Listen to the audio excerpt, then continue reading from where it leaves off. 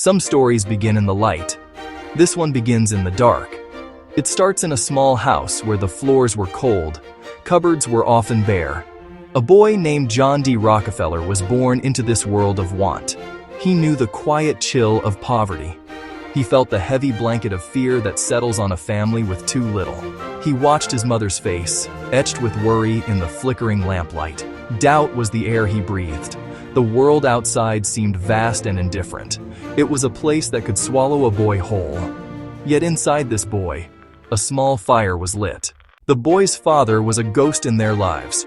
He was a traveling salesman, a man of grand schemes and fleeting presence. He would appear with a flourish, his pockets sometimes full, his stories always grand. Then, just as suddenly, he would be gone. He left for weeks, for months, sometimes for years. His absence left a void, not just in the family's heart, but in its finances. He often left behind debts instead of dollars. The family learned not to rely on his promises.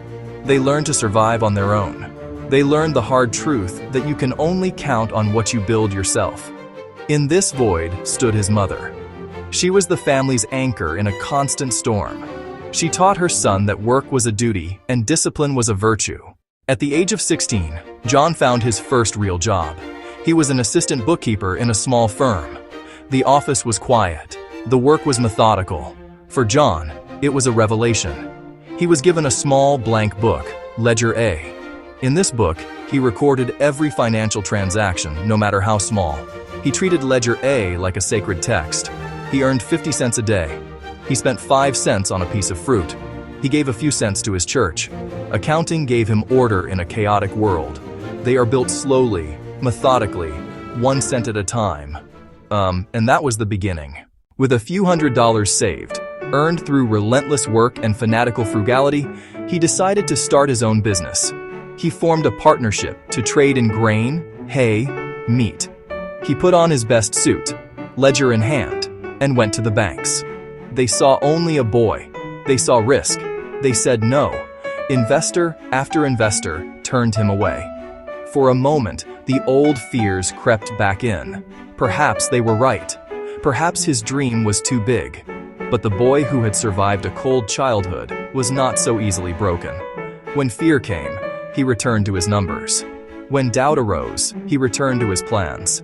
He simply continued his work, quietly and steadily. Finally, one banker saw something different. He agreed to a loan, not a large sum, but a beginning, a crack in the wall. The world gives you what you earn through persistence, to trust his own judgment, and to never let others' doubts extinguish the fire within. Well, he kept going. The world of oil was a new frontier. It was a chaotic, lawless boomtown. Prices soared and crashed with dizzying speed. Rockefeller saw opportunity in this chaos. He saw a need for order. He entered the refining business, applying his familiar principles of efficiency and thrift. But the oil market was a wild beast, and it could not be tamed easily. Fierce competition and overproduction sent prices plummeting. The entire industry teetered on the edge of collapse. This was his lowest point. The newspapers attacked him. They called him greedy. They called him a predator. Public scorn was a new and painful burden. He would stand alone in his office, the ledgers open on his desk. The numbers now seemed to mock him with columns of red ink.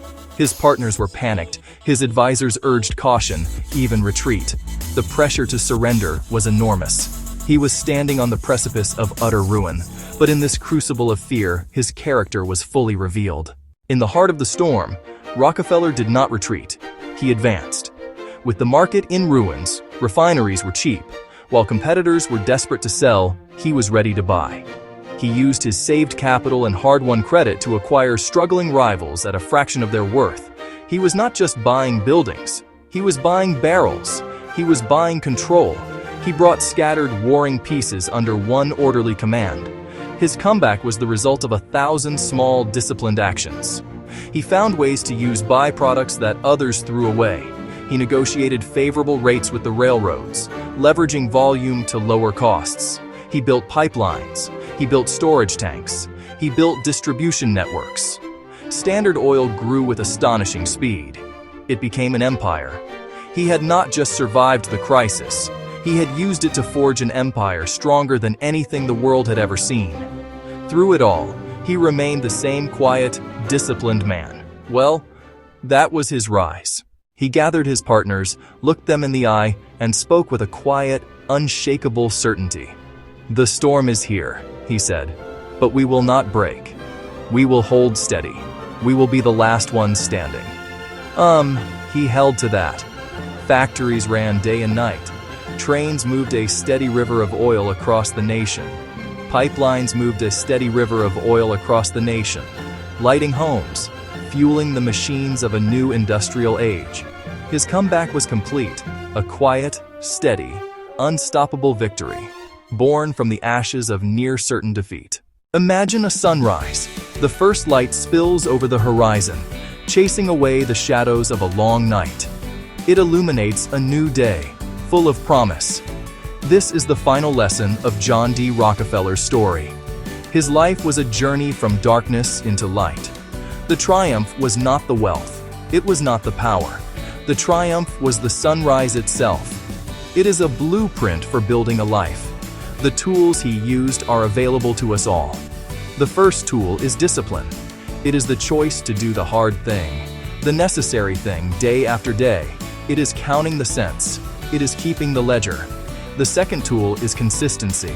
Small, steady actions repeated over time create massive results. The final tool is belief.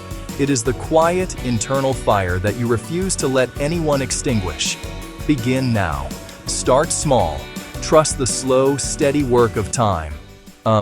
Go on and begin.